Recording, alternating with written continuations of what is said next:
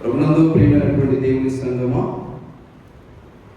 నేటి 2025 సంవత్సరము ఈ యొక్క సెప్టెంబర్ నెల చివరి శుక్రవారం నాడు ఈ రీతిగా సంపూర్ణ రాత్రి ఉపవాస ప్రార్థనా కూడికలో పాలుభాగస్తులు అవడానికి వచ్చినటువంటి సంఘం అంతటికీ కూడా మన ప్రభువైన యేసుక్రీస్తు వారి అతి శక్తి కలిగిన నామమునందు మీకు శుభాభివందనాలు తెలియపరుస్తూ ఉన్నాను. మనం ఈ సమయం నందు కొద్ది నిమిషాలు వాక్యమును ధ్యానించడానికి మనం ఇష్టపడదాం. గడిచిన స్త్రీ సమాజంలో చాలా స్పష్టంగా చెప్పాను, వాక్యము లేకుండా వాగ్దానం లేదు, వాగ్దానం లేకుండా ప్రార్థన లేదు, ప్రార్థన లేకపోతే దేవుని నడిపింపు కూడా మనకు ఉండదు.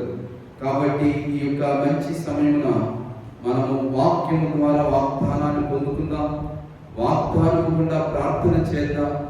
వాగ్దానం గుండా ప్రార్థన చేస్తే ఖచ్చితంగా దేవుడు ప్రార్థన ఆలకిస్తాడు. ఉదాహరణగా చెప్తున్నాను, జాగ్రత్తగా అర్థం చేసుకోండి. ఎలక్షన్స్ టైంలో చాలామంది నాయకులు ఒక మాట ఇస్తారు, బహిరంగ సభలు పెట్టి మీకు ఇది చేస్తాము అది చేస్తాము అని అందరి ముందు బహిరంగంగా అందరూ వింటుండగానే వారు ప్రకటన చేస్తారు. ఇలా చేస్తే, ఇలా మీరు మాకు ఓట్లు వేస్తే, మమ్మల్ని గెలిపిస్తే ఖచ్చితంగా మీకు ఏదైతే వాగ్దానాలు చేశామో అది మీకు జరిగిస్తాము అని బహిరంగంగా వారు మాట ఇస్తారు. ఆ మాటను బట్టి మనం కనుక వాళ్ళు గెలిచిన తరువాత వెళ్ళి అడిగితే ఖచ్చితంగా చేయాల్సిందే. చేయకుండా మీ మాట ఇవ్వలేదు, మేము ఇలా చేస్తామని అనలేదు అని అనడానికి వీల్లేదు. ఎందుకంటే వారు నోటి నుండి మాట జారారు అంటే వారు ఆ మాటకి వారు బానిసలు అన్నమాట. కాబట్టి మీరు పలానా టైంలో పలానా స్థలంలో మీరు ఈ మాట ఇచ్చారు అని ఆ మాటను బట్టి అడిగి గనక మనం వెళితే ఖచ్చితంగా ఆ యొక్క అధికారి, ఆ యొక్క నాయకుడు పని చేయడానికి ఇష్టపడతాడు. అవునంటారా కాదంటారా? నేనేమైనా మీకు మాట ఇచ్చానా అండి, మీకు ఏమైనా చెప్పానా అండి, నేను ఇలా చేస్తాను అలా చేస్తాను అని నేను చెప్పకుండా మీకు ఎలా చేస్తానని నా దగ్గరికి వచ్చారు అని అడిగే నాయకులు లేరంటారా? ఎందుకంటే అది సహజం. మాట ఇచ్చిన తరువాత అది మనం అడిగే హక్కు మనకు ఉంటుంది. అలాగే పరిశుద్ధుడైన దేవుడు మనకి కొన్ని మాటలు వాగ్దాన రూపమున ఇస్తాడు. ఎప్పుడైతే ఆయన వాగ్దానాన్ని పట్టుకొని మనము ప్రార్థన చేస్తామో ఖచ్చితంగా ఆయన ప్రార్థనకు స్పందిస్తాడండి. నమ్మిన వారు హల్లెలూయా చెప్తారా? ఇప్పుడు మనం ఎంత వాక్యము తెలిసినప్పటికీ బైబిల్ ఆది కాండం నుండి ప్రకటన గ్రంథం వరకు కంఠస్థం చేసేసి మనము స్తుతించుటలో ప్రార్థించుటలో పలికినంత మాత్రాన దేవుడు దానిని నెరవేర్చడండి. పర్టికులర్గా నీకు ఆ యొక్క వాగ్దానం చేసి ఉండాలి. ఆ వాగ్దానం ఎప్పుడు చేస్తాడు అంటే ఇప్పుడు ఈ సమయంలో వాక్యం చెప్పే సందర్భంలో దేవుడు ఎవరికి ఏ వాగ్దానం చేస్తాడో, ఎవరితో ఎలా మాట్లాడతారో జాగ్రత్తగా వినడానికి మీరు ప్రయత్నం చేయాలి. ఏమో మీ వాగ్దానము మీరు వినలేదనుకోండి, మీరు ఆ సమయాన్ని మిస్ అయిపోయిన వారు అవుతారు. దేవుడు ఏదో చెప్తున్నాడు మీతో, దేవుడు ఏదో కమ్యూనికేషన్ చేస్తున్నాడు మీతో, ఆ టైంలో మీరు పరాకుగా ఉన్నారనుకోండి, యు మిస్ ద ఛాన్స్. ఆ యొక్క అవకాశాన్ని మీరు కోల్పోయిన వారు అవుతారు. నేను ఒక మాట చెప్తాను, జాగ్రత్తగా అర్థం చేసుకోండి. అలా దేవుడు మనతో మాట్లాడుతున్న సమయాలు ఎన్నో మనం దాటేశామండి. ఎంతో నిర్లక్ష్యం దేవుని సన్నిధిలో. నాకు కాదులే, నాకు కాదులే, మాకు కాదులే అనుకొని దేవుడు నీతో కమ్యూనికేట్ చేస్తూ ఉంటే, దేవుడు నీకు వాగ్దానం ఇస్తూ ఉంటే కాదని ఒకసారి వినకుండా మరొకసారి ఆ స్థలంలో లేకుండా వేరే స్థలంలో ఉండడం, మరొకసారి దేవుని సన్నిధిలో ఉండి కూడా వేరే ఆలోచనలు ఉండడం వలన ఆ సందర్భాలలో దేవుని సన్నిధిలో కూర్చొని కూడా నిద్రపోతున్న సందర్భాలలో కూడా దేవుడు మనతో మాట్లాడే కమ్యూనికేషన్ ఏదైతే ఉందో అది మిస్ అయిపోయామండి. మీకు తెలుసా, దేవుడు ఆ సంభాషణ సమయాన్ని మనం కోల్పోయామంటే తిరిగి రాదండి, రాదు. You miss the chance. చాలా దౌర్భాగ్యమైన సమయం అది నీకు.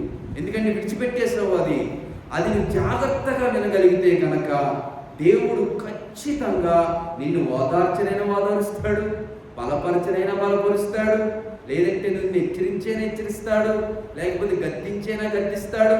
నేను ఒక విషయం చెప్తాను వినండి. హెచ్చరించినా గద్దించినా వెంటనే అద్భుతాలు జరుగుతాయండి మీ జీవితంలో. ఓకేనా? వాగ్దానాలు, ఆశీర్వాదాలు నీకు ఇస్తాను దేవుడు ఇస్తున్నాడు అంటే అది జరగవచ్చు జరగకపోవచ్చేమో, కానీ నువ్వు చేస్తున్న తప్పు గనక దేవుడు చెబుతున్నాడు అంటే అది నువ్వు స్వీకరించి పశ్చాత్తాపపడి ఒప్పుకొని విడిచిపెట్టిన మరుక్షణమే అద్భుతాలు నీ జీవితంలో చూస్తావు. ఇది ఎవరు చెప్పరండి మీకు. మీరు కానుకలు ఇచ్చేయండి మీకు ఆశీర్వాదాలు వచ్చేస్తాయని చెప్తారే తప్ప అబ్బే దేవుడు నీతో మాట్లాడి నేను గద్దిస్తున్నాడు అన్నప్పుడు వెంటనే నువ్వు అట్రాక్ట్ అయిపోయి, లేకపోతే వెంటనే ఆకర్షితుడైపోయి వెంటనే ఆ మాట వైపు నువ్వు తిరగగలిగితే కనుక అమ్మో దేవుడు నాతోనే మాట్లాడుతున్నాడని పశ్చాత్తాపడి మౌన ప్రార్థన ఎవరికి చెప్పొద్దు, మౌన ప్రార్థన చేసి నన్ను క్షమించు అని ఒప్పుకున్న మరుక్షణమే జరిగిపోతాయండి కార్యక్రమాలు, ఆశీర్వాదాలు, అద్భుతాలు. హిజ్కియాతో యెషయా ప్రవక్త వెళ్ళి మాట్లాడుతూ ఉంటాడు. రాజుల 2వ గ్రంథం 20వ అధ్యాయం ప్రకారము, అలాగనే యెషయా గ్రంథం 38వ అధ్యాయం ప్రకారం మాట్లాడుతూ ఉన్నప్పుడు హిజ్కియా నా కాదులే అనుకోలేదండి. వెంటనే స్పందించి పశ్చాత్తాపుడై మారు మనసు పొంది కన్నీళ్లు విడిచి దేవుని సన్నిధిలో ప్రార్థన చేసినప్పుడు వెంటనే దేవుడు మరలా యెషయా ప్రవక్తను వెనక్కి రప్పించి నీ యొక్క మొర ఆలకించాడు దేవుడు, నీ కన్నీళ్లు ఆయన చూశాడు, నీ ప్రార్థన వినబడింది, నీకు 15 సంవత్సరాల ఆయుష్ దేవుడు పొడిగిస్తున్నాడని ఇన్స్టెంట్ గా వెంటనే కార్యాలు దేవుని సన్నిధిలో చూడగలిగాడు. ఎవరండి? హిజ్కియా. ఎప్పుడు మన జీవితంలో ఆశీర్వాదాలు ప్రారంభమవుతాయో తెలుసా అండి? దేవుని గద్దింపుకు విధేయత చూపించినప్పుడు. నీలో విధేయత లేనంత కాలము, నీలో పశ్చాత్తాపము రానంత కాలము, బండలాంటి హృదయం బండగానే ఉన్నంత కాలము ఏమండి ఆశీర్వాదాలు, అద్భుతాలు జరగవు.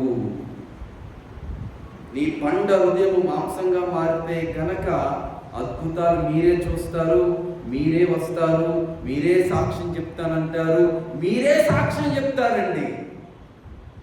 ఈరోజు నా అంశం కూడా అదే, జాగ్రత్తగా అర్థం చేసుకుందాం. సాధారణంగా మన ఇళ్లల్లో చాలా వస్తువులు ఉంటాయి లేవండి? ఎక్కడ కూడా చాలా ఉన్నాయి. ఫ్యాన్లు ఉన్నాయి, బెంచీలు ఉన్నాయి, టేబుల్స్ ఉన్నాయి, మైకులు ఉన్నాయి, చైర్స్ ఉన్నాయి, చాలా ఉన్నాయి, అన్నీ ఉన్నాయి, చాలా ఉన్నాయి. అలాగే మన ఇంట్లో కూడా చాలా వస్తువులు ఉంటాయి, చాలా రకాలైనటువంటి పరికరాలు ఉంటాయి. ఏదైనా ఒక వస్తువు లోపం ఉందనుకోండి వెంటనే ఈఎంఐ రూపంలోనైనా కూడా అప్పు చేసేనా కూడా మనం కొనేస్తాం. అది మా ఇంటిలో ఉండాలి, దాని అవసరం ఉన్నా లేకపోయినా ప్రెస్టీజ్ సింబల్ అది ఉండాలి. అది ఉంటే వచ్చేవాడికి అది ఒక ఆకర్షణీయంగా ఉంటుంది నా ఇల్లు. కాబట్టి దానివల్ల అవసరం ఉన్నా లేకపోయినా, అది నీ ఇంటికి ఉన్నా ఉండకపోయినా ఖచ్చితంగా నీ ఇంటిలో ఉండాలని అప్పో సొప్పో చేసి నీవు వాటిని పొందుకోవడానికి ప్రయత్నిస్తావు. అప్పుడు ఒక్కొక్క వస్తువుని అడగండి. ఒక్కొక్క వస్తువు మీ ఇంటికి వెళ్ళిన తర్వాత టీవీ ఉంటుంది, లేకపోతే చేతిలో మొబైల్స్ ఉంటాయి, ఇంట్లో ఫ్యాన్ ఉంటుంది, కుర్చీలు ఉంటాయి, సోఫా సెట్ ఉంటుంది, డబుల్ కాట్ మంచం ఉంటుంది, చాలా ఉంటాయి. మన ఇళ్ళలో గ్యాస్ స్టవ్ ఉంటుంది, అన్ని వస్తువులు ఉంటాయి. ఒక్కొక్క వస్తువుని చూస్తే ఇలా ప్రశ్నించండి, ఏమని? నీ వలన నాకు ప్రయోజనం ఏమి అని. ఓ టీవీ, నీ వలన నాకు ప్రయోజనం ఏమి? ఓ మంచమా, నీ వలన నాకు ప్రయోజనం ఏమి? ఓ కుర్చీ, నీ వలన నా ఇంటికి ప్రయోజనం ఏమి? ఏ వస్తువు అయితే ఉందో ఆ వస్తువుని అన్నింటిని అడగండి. వాచ్, గడియారమా, నీ వలన నా ఇంటికి ప్రయోజనమేమి?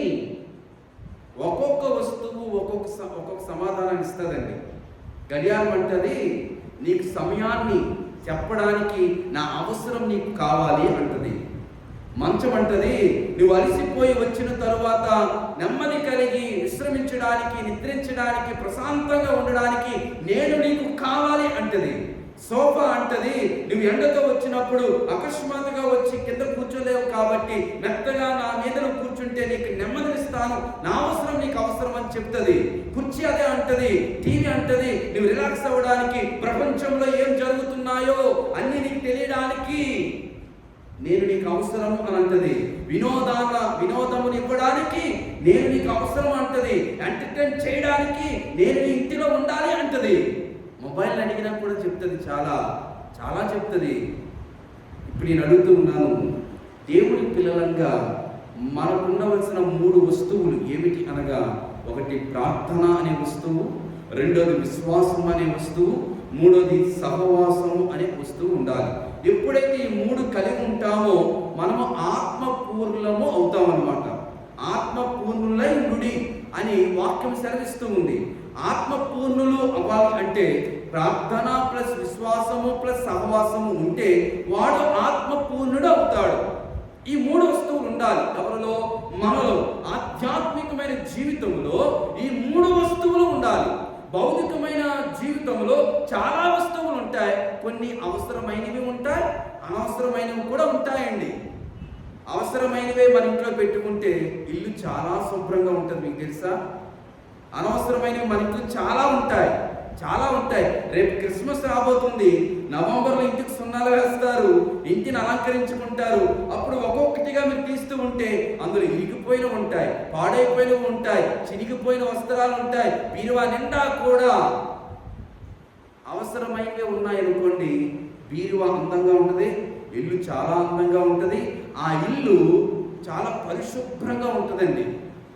అలాగే మన ఆధ్యాత్మిక జీవితంలో ఏది పడితే అది ఉండడానికి వీలు లేదు. మన ఆధ్యాత్మికమైన జీవితంలో ఈ మూడు వస్తువులు ఉండాలి. ఒకటి ప్రార్థన, రెండవది విశ్వాసము, మూడవది సహవాసము.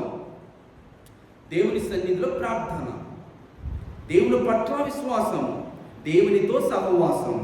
ఈ మూడు ఉన్నప్పుడు మన ఆధ్యాత్మికమైన జీవితము పరిశుద్ధంగా ఉంటుంది. ఆధ్యాత్మికమైన జీవితంలో అసూయ, ద్వేషము, కలహము, ఇతర లోకము, పాపము, మాలిన్యము, మురికితనము, కలహము ఇవేవి కూడా ఉంటే గనక అది పరిశుద్ధమైన జీవితం కాదు. మన జీవితంలో ఈ మూడు ఉంటే ఆత్మపూర్ణులమై ఉన్నట్లు మనం. ఎందుకంటే ఈ మూడు కూడా పరిశుద్ధాత్మను మనకు అనుగ్రహించేవి. ఇందులో ప్రప్రథమైనది ప్రార్థన అండి. మూడింటిని అడగచ్చు మీరు. ఓ ప్రార్థన, నా జీవితంలో ఉన్న ఓ ప్రార్థన, నీ వలన నాకు ప్రయోజనమేమి?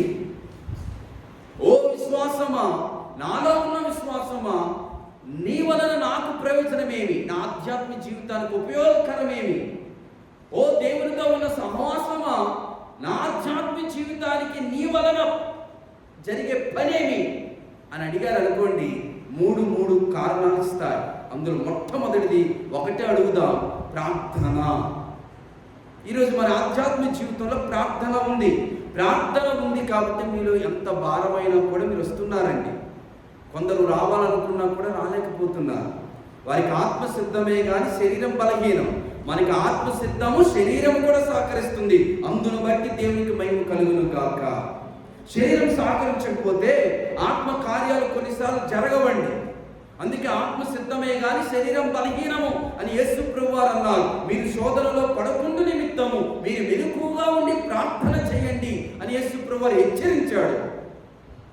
కీర్తన గ్రంథం 141వ కీర్తనలో దావీదు ప్రార్థన చేసుకుంటున్నాడు. ఈ 141వ కీర్తనకున్న పేరు ఏమిటనగా దేవుని సహాయం కొరకు చేసిన భక్తుని ప్రార్థన. ఇతడు దేవుని సహాయం కొరకు చేస్తున్న ప్రార్థన. ఈ ప్రార్థనలో 4 విషయాల గురించి ప్రార్థన చేస్తున్నాడు. 4 విషయాలు. ఏ విషయాల గురించి అతను ప్రార్థిస్తున్నాడంటే, 1వ చరణం ప్రకారము శీఘ్ర ప్రతిస్పందన కొరకు ప్రార్థిస్తున్నాడు. అంటే త్వరగా నాకు ఉత్తరమిమ్ము, త్వరగా నా ఎద్దుకు రా అని ప్రార్థన చేస్తున్నాడు. యెహోవా, నేను నీకు మొర్రపెట్టుచున్నాను, నా యొద్దకు త్వరపడి రమ్ము, కమ్ ఫాస్ట్, శీఘ్రముగా నువ్వు నా దగ్గరికి రా అని ప్రార్థన చేస్తున్నాడు. రెండవది ఏమని చేస్తున్నాడు అంటే, 3వ చరణం ప్రకారం తన మాటలపై నియంత్రణ కొరకు ప్రార్థిస్తున్నాడు. నేను కష్టంలో ఉన్నాను, నేను బాధలో ఉన్నాను, నేను ఇబ్బందిలో ఉన్నాను, పరులు ఇతరులు నన్ను నిందిస్తున్నారు, నన్ను వేధిస్తున్నారు, మాటలతో నన్ను బాధ పెడుతున్నారు.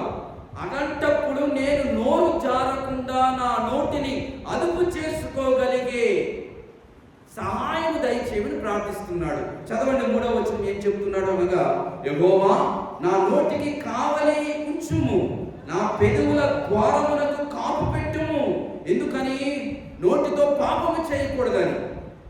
నోటితో వచ్చే ఆ దోషము నా జీవితం మీదకి రాకూడదని నా నోటికి కావలి ఉండమని ప్రార్థిస్తున్నాడు. మూడవది ఎటువంటి సహాయం కొరకు ప్రార్థిస్తున్నాడు అంటే 4వ చరణానికి రండి. 4వ వాక్యంలో ఏముంది అనగా దుష్టులతో కలవకుండా ఉండేటందుకు కావలసిన నడిపింపు కొరకు ప్రార్థన చేస్తున్నాడు. 4వ వచనం ఎవరైనా చదివినిపిస్తారా? పాపము చేయు వారితో కూడా నేను దుర్నీతి కార్యములలో చొరబడకుండానట్లు నా మనస్సు దుష్కార్యములకు తిరగనీయకుము, వారి రుచిగల పదార్థములు నేను తినకయుందునుగాక అని ప్రార్థన చేస్తున్నాడు. దేని కొరకు ప్రార్థిస్తున్నాడు?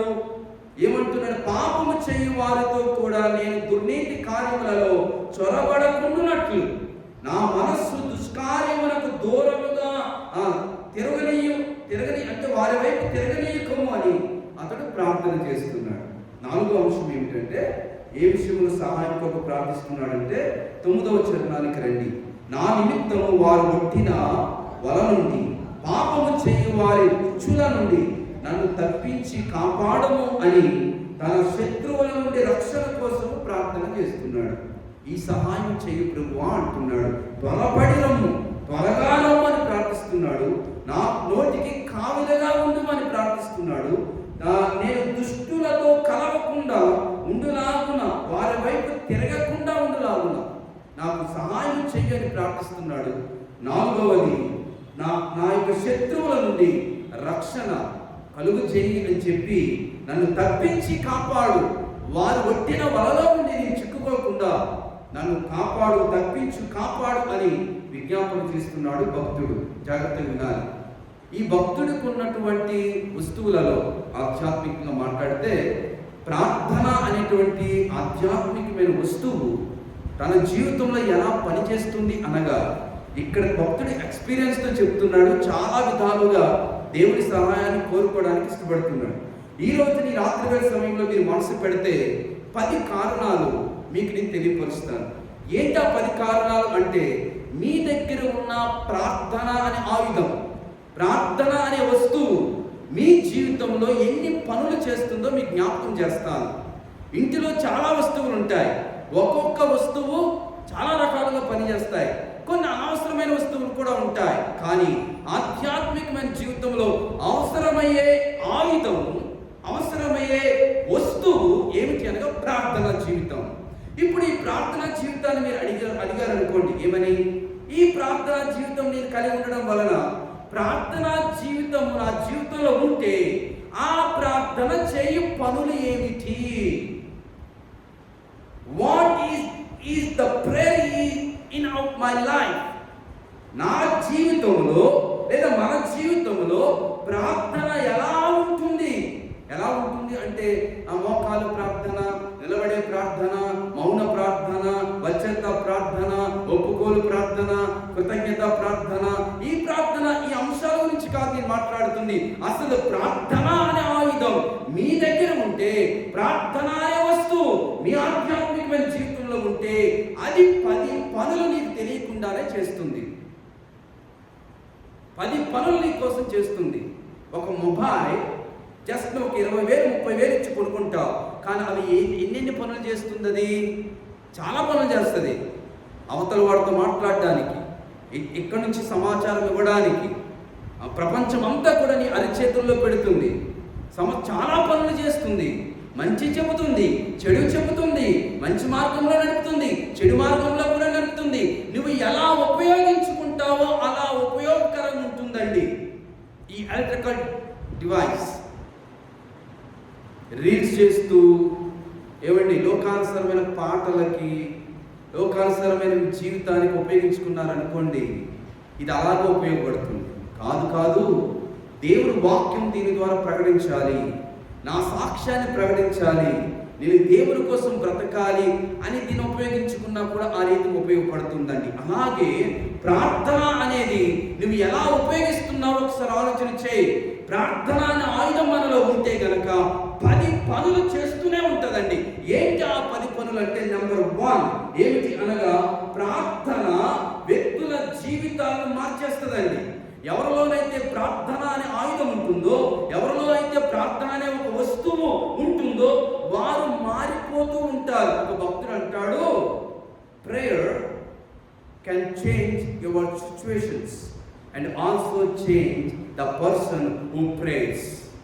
అంటే దాని అర్థం, ప్రార్థన అనేది నీ పరిస్థితులను మార్చడమే కాదు, ప్రార్థించే వ్యక్తిని కూడా మారుస్తుంది. ఆదికాండం 32వ అధ్యాయం 26వ వచనం ప్రకారము యాకోబు పెనియేలు అనుభవం అండి. ప్రార్థన చేస్తున్నాడు దేవునితో, నీవు నన్ను ఆశీర్వదిస్తేనే కానీ నేను నిన్ను విడవను అని పెనుగులాడుతున్నాడు. ఎవరు? యాకోబు. వ్యక్తిగత ప్రార్థన ఏం చేసింది? తన జీవితాన్ని మార్చేసింది. యాకోబు అనేవాడు ఇశ్రాయేలుగా మారిపోయాడు. ఈ రోజున నీవు ఏ ఒక వ్యక్తిగా వచ్చావో నాకు తెలియదు, కానీ ఇక్కడ ఈ రాత్రి యాకోబు ఎలా అయితే రూపాంతరం చెందాడో, యాకోబు ఎలా అయితే ఇశ్రాయేలుగా మారాడో, యాకోబు ఎలా అయితే దేవునితో పెనుగులాడి దేవునితో వ్యక్తిగత సంభాషణ కలిగి తన బ్రతుకును జీవితాన్ని మార్చుకున్నాడో, నీవును అలాగనే మారుదువు కాక. సంఘము ప్రార్థిస్తుంది. ఎవరి కొరకు? సంఘాన్ని హింసిస్తున్నటువంటి సౌలు కొరకు. అపోస్తలుల కార్యముల గ్రంథం 9వ అధ్యాయం 13-14 వచనాల ప్రకారం అండి, సంఘము ప్రార్థిస్తుంది. ఎవరి కొరకు? సంఘాన్ని హింసిస్తున్నటువంటి సౌలు. ఎప్పుడైతే సంఘము ప్రార్థించిందో, సౌలు అనే వాడిని పౌలుగా మార్చి దేవుని యొక్క దాసుడుగా తీర్చిదిద్దింది. హింసకుడు హతసాక్షి అయిపోయాడు. సంఘాన్ని పాడు చేయవాడు సంఘం కట్టుటకు కట్టే యోగుడిగా మారిపోయాడు. ఈరోజు సంఘములో కూడా చాలా మంది మేలు చేస్తున్నారని మీరు అనుకుంటున్నారు. పరిశుద్ధాత్మ దేవునికి తెలుసు, పరిశుద్ధాత్మ దేవునికి తెలుసు, సంఘ కాపరికి తెలుసు, సంఘ పెద్దలకు తెలుసు, ఆత్మతో నడిపించబడుతున్న వారికి తెలుసు. మీలో కొందరు సంఘాన్ని కడుతున్నారో కూలుస్తున్నారో అన్న విషయం మీరు వారి కొరకు ప్రార్థిస్తే గనక కూల్చే వారి చేతులతోనే దేవుడు తన సంఘాన్ని కట్టుకుంటాడు. ప్రార్థన, నీలో ఉన్న ప్రార్థన నీ జీవితాన్ని, వ్యక్తిగత జీవితాన్ని, అవతల వాడి జీవితాన్ని మారుస్తుంది. అగస్టీన్ అనేటువంటి ఒక భక్తుడు ఉన్నాడు, సెయింట్ అగస్టీన్. అతని తల్లి మౌనిక. విన్నారు ఎప్పుడైనా? ఈమె తన బిడ్డకు చెప్పి చెప్పి చెప్పి మారాలని, వాడు డ్రింకరు, నరవంతకుడు, రోడ్డు మీద వెళుతుంటే గొడవ పెట్టుకోకుండా ఇంటికి రాడు. వాళ్ళ అమ్మకు భయం వేసింది, వీడు ఎవరి చేతిలోనైనా ఎప్పుడైనా చనిపోయే ప్రమాదం ఉంది, ఏదో ఒక రోజు నేను చంపారు అన్న పురవార్త నాకు రాబోతుంది, కాబట్టి నా బిడ్డకి అపాయం రాకుండా ఉండాలని ఎన్నిసార్లు చెప్పిందో మౌనిక. ఏమని? నాయన, నువ్వు బతుకుతున్న బ్రతుకు మంచిది కాదురా, నువ్వు ఇలా ఉంటే గనక నువ్వు పాడైపోతావు, ఇలా ఉంటే గనక నాశనం అయిపోతావు, ఇలా గనక ఉంటే ఎవరో ఒకరు నిన్ను చంపక మానరు అని చెప్పి వేదన పడుతూ ఉంటే చెప్పి చెప్పి చెప్పి అలసిపోతే చివరికి కన్నీటి ప్రార్థన దేవుని సన్నిధిలో చేయడం మొదలు పెడుతుంది.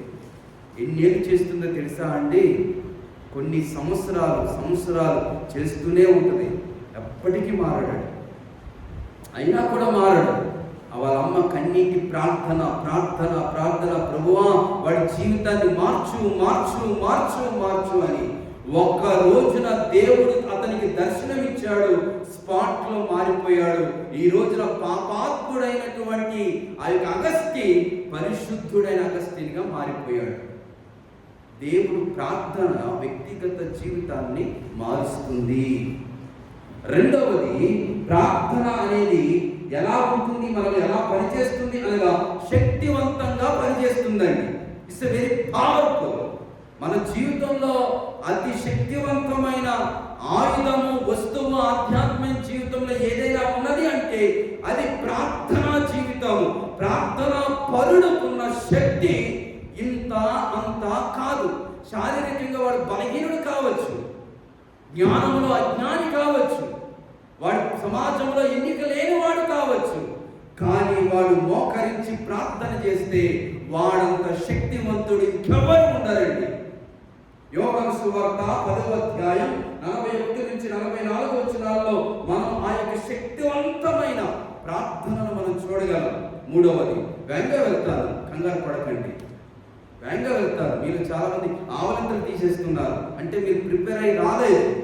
దేవుని సన్నిధికి మీరు ప్రిపేర్ అయ్యి రాలేదు.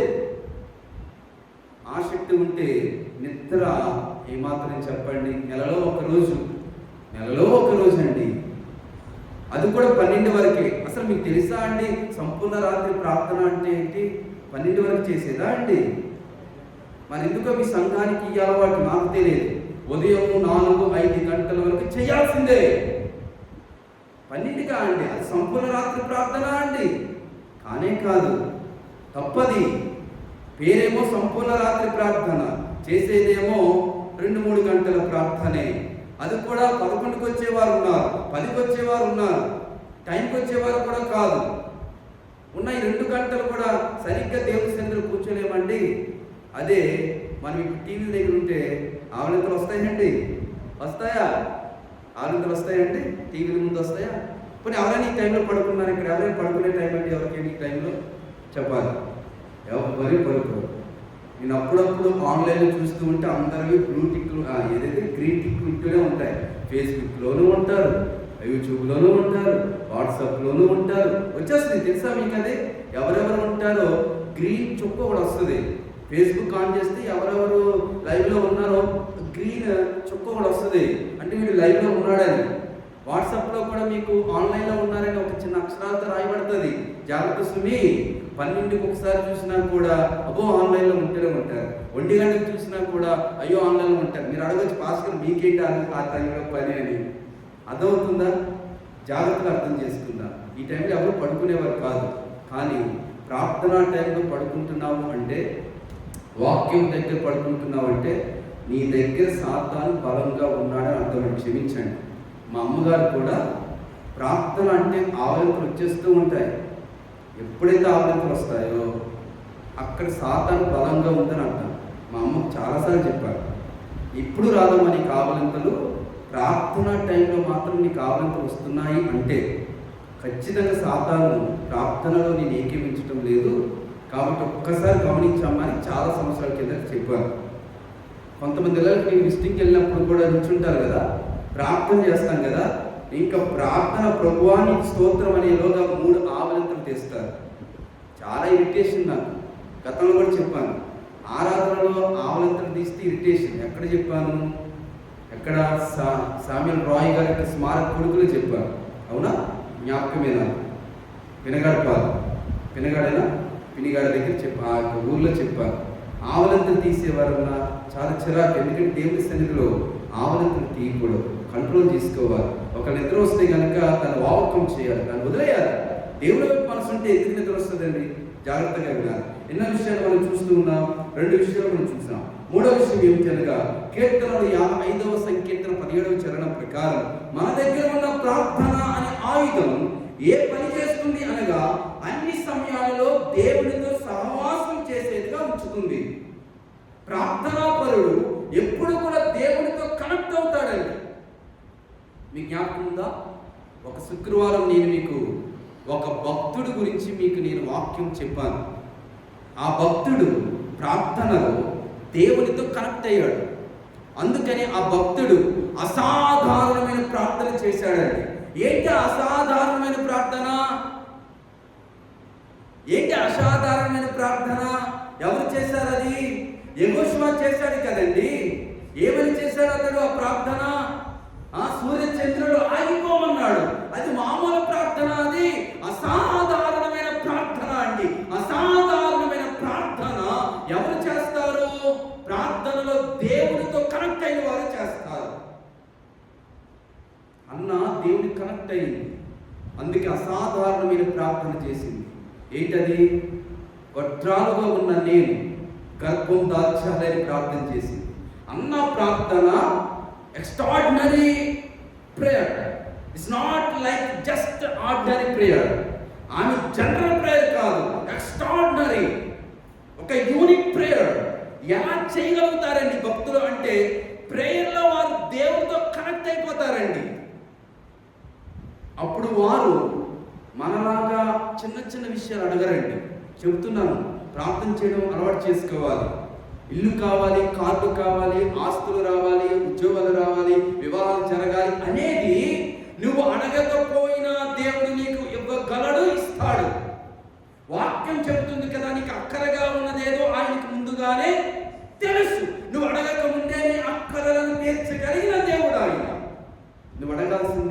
వేరేది ఉంది.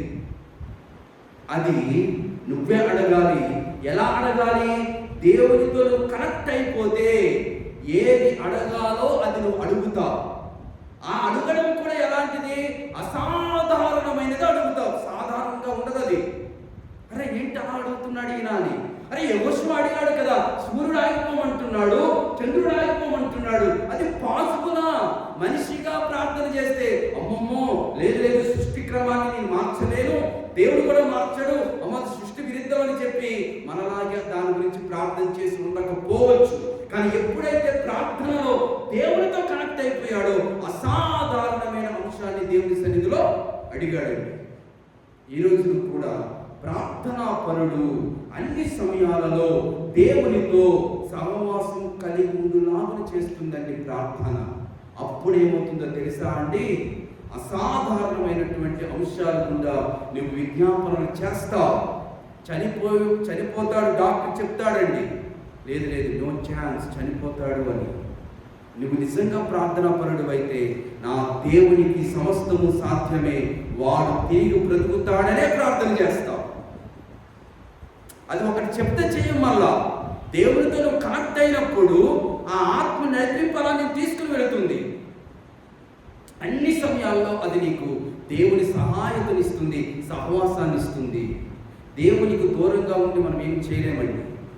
మనసులు ఎక్కడో ఉంది, తలంపులు ఇంకెక్కడో ఉంది. దేవుని సన్నిధిలో నీ బాడీ ఉన్నంత మాత్రాన దేవునితో నువ్వు కనెక్ట్ అయినట్టు కాదు. నీ మనస్సు దేవునితో కనెక్ట్ అవ్వాలి, నీ హృదయం దేవునితో కనెక్ట్ అవ్వాలి, నీ ఆలోచనలు దేవునితో కనెక్ట్ అవ్వాలి. నీ అన్నీ కూడా అంతరంగ ఆలోచనలు అన్నీ కూడా దేవునితో కనెక్ట్ అయితే అప్పుడు చూడండి, వన్స్ నువ్వు కనెక్ట్ అయిన మరుక్షణమే అద్భుతమైన ఆధ్యాత్మికమైన జీవితాన్ని మనము అనుభవించగలము. అది ఊహించలేము, అది వివరించలేము. ఆ ఆనందం వేరు, ఆ లోకం వేరు. నాలుగవది, మనకు ఉన్న ప్రార్థన చేయి పని ఏంటనగా కీర్తన గ్రంథం 34వ సంకీర్తన 6వ చరణం ప్రకారము ప్రార్థన ఏం చేస్తుంది అనగా శ్రమలన్నిటి నుండి విడిపించేదిగా ఉంటుందండి. మనలో ఉన్న ప్రార్థన జీవితము మన శ్రమలన్నిటి నుంచి కూడా విడిపించేదిగా ఉంటుంది. అందుకే వాక్యం చదివితే యోనా ప్రార్థన చేస్తున్నాడు. ఎక్కడ ఉంది? యోనా గ్రంథం 2వ అధ్యాయం 2వ వచనం ప్రకారం చేప కడుపులో ఉండి ప్రార్థన చేస్తున్నాడు. దేవుడు విడిపించాడా లేదా? అతని శ్రమను విడిపించాడా లేదా? రెండవది, హిజ్కియా ప్రార్థన చేస్తున్నాడండి. ఏ విషయంలో ప్రార్థన చేస్తున్నాడు? రోగములో ఉండి ప్రార్థన చేస్తున్నాడు. దేవుడు విడిపించాడా లేదా? దేవుడు విడిపించాడా లేదా అండి. మూడవది, దానియేలు ప్రార్థన చేస్తున్నాడు. ఎక్కడ ఉండి? సింహాల గుహలో ఉండి ప్రార్థన చేస్తున్నాడు. విన్నాడా లేదండి? దేవుడి ప్రార్థన విడిపించాడా లేదా అండి? విడిపించాడు. పేతురు చెరసాలలో ఉన్నప్పుడు ప్రార్థన జరిగింది. దేవుడు పేతురుని విడిపించాడా లేదా? ప్రార్థన వినండి, ప్రార్థన జీవితము మన శ్రమలన్నిటి నుంచి కూడా విడిపించేది. ప్రార్థన చిన్న పని చెయ్యదు. ప్రార్థన అనే జీవితము, ప్రార్థన అనే ఆయుధము, ప్రార్థన అనే ఆధ్యాత్మికమైన జీవితంలో వస్తువుగా కనుక పెట్టుకోగలిగితే దాని యొక్క ఉపయోగాలు, దాని యొక్క పనితీరు అద్భుతం. ఎన్ని విషయాలు చూడగలిగాం? 4 విషయాలు. 5వ విషయం చూద్దాం. ప్రార్థన అనేది మన కన్నీరును తుడిచేదండి. ప్రార్థన అనేది మన కన్నీటిని తుడుస్తుంది. నువ్వు ఏడ్చేటప్పుడు ఓదార్పునిస్తుంది, నీ కన్నీళ్లను తుడుస్తుంది. కీర్తన గ్రంథం 6వ అధ్యాయం 6 నుండి 9 వచనాలు చదివితే అక్కడ చాలా స్పష్టంగా రాయబడింది. జాగ్రత్తగా చదవడానికి ప్రయత్నం చేయండి. ఎగ్జాంపుల్గా హిజ్కియా రాజు ఉన్నాడు, కన్నీళ్లు విడిచాడు. రాజు 2వ గ్రంథం 20వ అధ్యాయం 5వ వచనం ప్రకారం ఆ కన్నీళ్లు తుడిచిందండి ప్రార్థన జీవితం కన్నీరు తుడుస్తుంది, ఓదార్పునిస్తుంది. అన్న కన్నీటిని కూడా తుడిచింది ప్రార్థనేనండి. తరువాత అన్నతో పాటుగా దావీదు కూడా చేసిన ప్రార్థన 56వ సంకీర్తన 8వ చరణం ప్రకారం ఆయన కన్నీళ్లు విడుస్తూ ఉన్నప్పుడు దేవుడు ఆ కన్నీటిని తుడిచాడు ప్రార్థన ద్వారా. ప్రార్థన నీ జీవితంలో ఉంటే అది 5వ పని, నీ కన్నీళ్లను తుడుస్తుంది.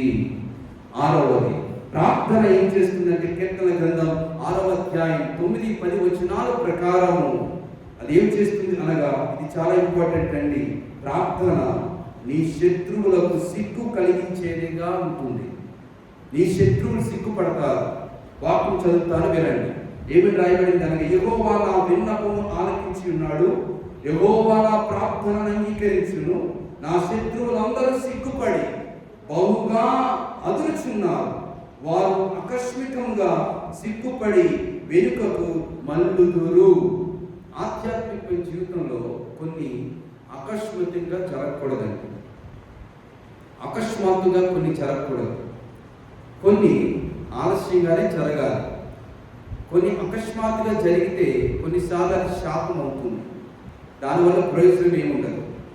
ఈ రోజున ఇది మాత్రము సిగ్గుపడి వెనుకకు వెళ్ళే శత్రువుల విషయంలో దేవుడు నా ప్రార్థన జీవితము అకస్మాత్తుగా వారికి సిగ్గు కలిగిస్తుందండి.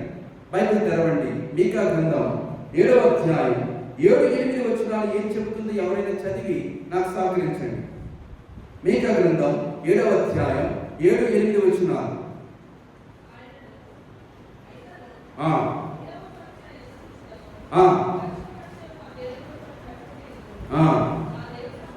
నా దేవుడు నా ప్రార్థన ఆలకించును, నా శత్రువా ఎట్లా నా మీద అతిశయింపవద్దు, నేను కింద పడినను నేను లేతును. చాలండి. నా శత్రువా నేను పడి ఉండుటను చూచి అతిశయపడవద్దు, నేను ఇప్పుడు పడినను దేవుడు నా ప్రార్థన విన్నాడు కనుక నేను లేచెదను. నువ్వు లేవడమే నీ శత్రువుకి సిగ్గు కలగడం అండి. పడి ఉన్న నీవు లేచి నిలబడడమే నీ శత్రువుకి సిగ్గు కలగడం. నీవు ఏ స్థితిలో ఉండి నీవు ఏ స్థితిలోకి పడిపోయావో మరలా పూర్వస్థితికి రావడమే నీ శత్రువుకి సిగ్గు కలగడం అండి. మన దేవుడు మన ప్రార్థన ఆలకిస్తే పడి ఉన్న నిన్ను లేవనెత్తగలడు. నీ ప్రార్థన జీవితము నీ శత్రువులను సిగ్గుపరుస్తుంది. ఎన్ని విషయాలు చూశారు? 6 విషయాలు. 7వ విషయం బ్రాండ్ వెళ్దాం. 7వ విషయం, మీకున్న ప్రార్థన జీవితం ఏం చేస్తుంది అనగా, ఫిలిప్పీయులకు రాసిన పత్రిక 4వ అధ్యాయం 6వ వచనం ప్రకారము మన భారములను తొలగించేదిగా ఉంటుందండి. ప్రార్థన జీవితం అనేది, ప్రార్థన అనే ఆయుధం అనేది మన భారములను తొలగించేదిగా ఉంటుంది. మన భారములను తొలగిస్తుంది. మన భారములను తొలగిస్తుంది. 8వదిగా భయంగా వెళ్తున్నాను. మత్తయి సువార్త 26వ అధ్యాయం 41వ వచనం ప్రకారము మన ప్రార్థనా జీవితము, మన ప్రార్థన అనే ఆయుధము మనల్ని కష్టాల నుండి కాపాడుతుంది. కష్టాల నుండి మనల్ని కాపాడుతుంది. 9వదిగా జాగ్రత్తగా వినండి. తెస్సలోనికీయులకు రాసిన మొదటి పత్రిక 5వ అధ్యాయం 17వ వచనం ప్రకారము మన ప్రార్థనా జీవితము, మన ప్రార్థన అనే ఆయుధము మన విశ్వాసాన్ని బలపరుస్తుంది. చివరిగా 10వదిగా ఏ పని చేస్తుంది అనగా, ఇర్మియా గ్రంథం 33వ అధ్యాయం 3వ వచనం ప్రకారం మన ప్రార్థనా జీవితము, మన ప్రార్థన అనే ఆయుధము మనకు దేవుని చిత్తాన్ని తెలుసుకోవడానికి సహాయపడుతుంది. దేవుని చిత్తం ఏమిటో తెలుసుకోవడానికి ప్రార్థన అనే జీవితము, ప్రార్థన అనే ఆయుధము, మార్గము మనకు సహాయపడుతుందండి. అందుకే ప్రార్థన నువ్వు నా జీవితంలో ఎలా పనిచేస్తున్నావు, ఎలా ఉపయోగకరంగా ఉన్నావు, నా ఆధ్యాత్మిక జీవితానికి ఈ ప్రార్థనా జీవితం ఎలా ఉపయోగకరంగా ఉంది అని అడిగితే 10 రకాలుగా సమాధానం ఇస్తుంది పరిశుద్ధ గ్రంథం. అదే దేవుడు ఇప్పుడు నిన్ను అడుగుతున్నాడు, నువ్వు నాకు ఏ రీతిగా ఉపయోగకరంగా ఉన్నావు? నీ వలన నాకు కలిగే ప్రయోజనం ఏమిటి? నిన్ను సృష్టించాను కదా, నిన్ను నిర్మించాను కదా, నీ వలన ఈ సమాజానికి పని ఏమిటి? ఏ రకంగా ఉపయోగకరంగా ఉన్నావు? ఈ భూమి మీద చాలా వస్తువులు చాలా రకాలుగా ఉపయోగకరంగా ఉన్నాయి. ఆధ్యాత్మిక జీవితంలో ప్రార్థనా జీవితము కూడా 10 విధాలుగా మనకు ఉపయోగకరంగా ఉన్నాయి. మనము దేవునికి ఏ రీతిగా ఉపయోగకరంగా ఉన్నాము అనేది పెద్ద ప్రశ్న. చెప్పగలరా? నేను దీనికి ఉపయోగకరంగా ఉన్నానని, నేను ఉండటం వల్ల సంఘానికి, కుటుంబానికి, సమాజానికి ఈ పని జరుగుతుంది అని చెప్పగలమా? నేను ఉండడం వలన సంఘానికి, సమాజానికి, కుటుంబానికి నష్టమా మేలా? అవన్నీ కూడా మీరు మీ దేవునితో ఉన్న ఆ యొక్క అనుబంధంలోనే కనిపిస్తాయి.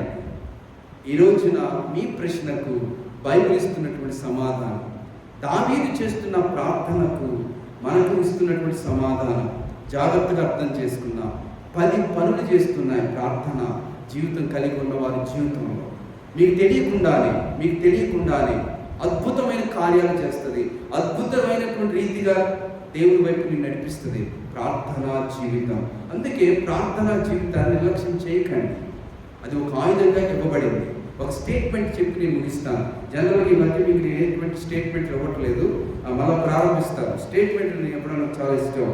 When praying becomes your habit, miracles become your lifestyle.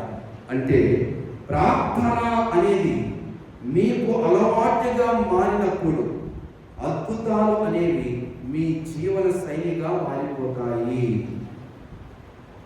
మళ్ళీ చెప్తా, ప్రార్థన అనేది మీకు అలవాటుగా మారినప్పుడు, అంటే అది మీకు అలవాటుగా అయిపోవాలి. మారినప్పుడు అద్భుతాలు అనేవి మీ జీవన శైలిగా మారిపోతాయి. అంటే మీ జీవితం ఒక అద్భుతంగా కనిపిస్తుంది సమాజానికి. ఎప్పుడు నీ జీవితంలో ప్రార్థన చేయడం అనేది అలవాటుగా చేయగలిగితే, అది ఒక హ్యాబిట్గా ఉంటే, అది నీకు నీ జీవన శైలిలో అద్భుతాలు చేయగలిగే ఒక అద్భుతమైన వస్తువుగా, ఒక అద్భుతమైన ఆయుధముగా, జీవితముగా ప్రార్థన అనేది నీ జీవితంలో మిగిలిపోతుంది. ఆ కృపా ధన్యత పరిశుద్ధుడైన దేవుడు మనందరికీ అనుగ్రహించును గాక.